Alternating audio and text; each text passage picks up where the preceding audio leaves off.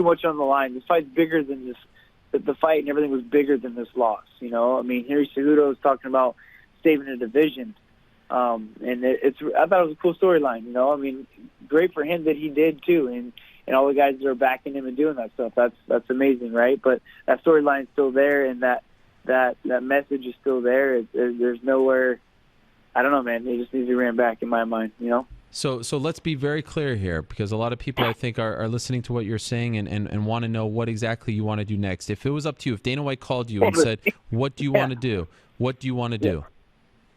I mean, obviously, I'll take the fight wherever. I'm open for whatever, because that's the situation I'm in. But if it was up to me, if I got to make the choice, I'd fight him tomorrow at 125. So I'll make the weight tomorrow. I don't even care. I want that fight. I want to prove the work that I put in and the science behind my weight cut. And everything that I've done is there.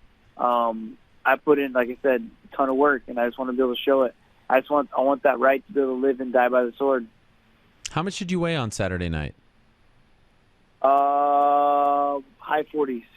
High 40s. Wow, closer to 50? No, yeah, I guess closer to 50 than 40. Wow, and when you fight at 135, how much do you weigh? Same. I weighed exactly the same. Whoa, that's incredible.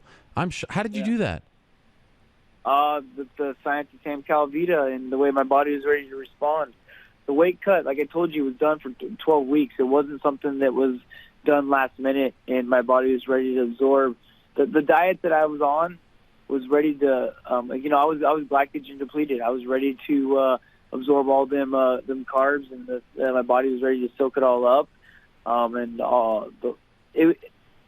It's hard to explain it all. I'd have to have you sit down with Sam Calvita to let you know like exactly how it was going to go down. He knew that I was going to walk into the cage exactly the same as what I fight at 135.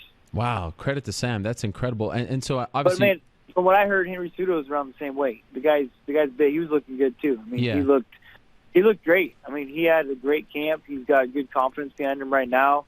I'm happy for the guy. You know, good for him.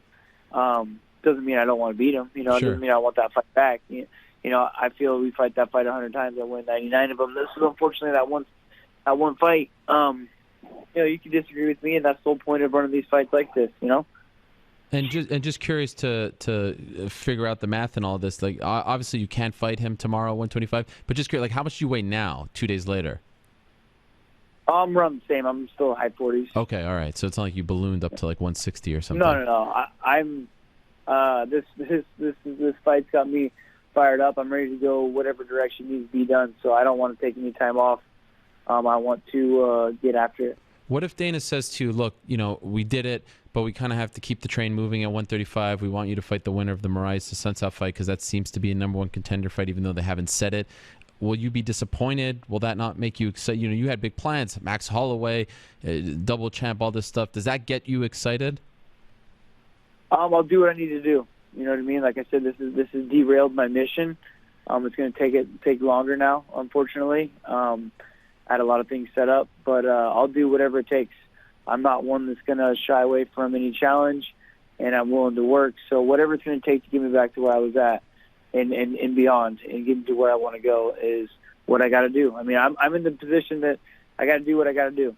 You know, I'm a hardworking guy, and I hope everyone understands that. I'm not looking for any handouts. I'll work my way to do whatever I need to do.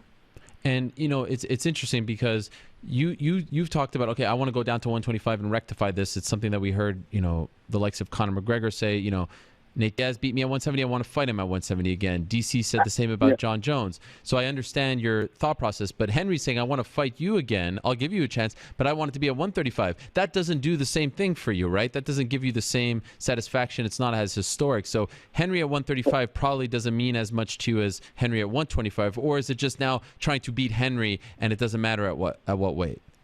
I mean, I'm not going to turn it down. You know what I mean? Like, that's definitely, like I said, I'm open for whatever. I'm open for, obviously beating him is part of it to prove that I'm obviously the better fighter. But yeah, if I had the choice, it would be at 25. And obviously it makes sense for me, obviously, you know. And then you got the guy over here talking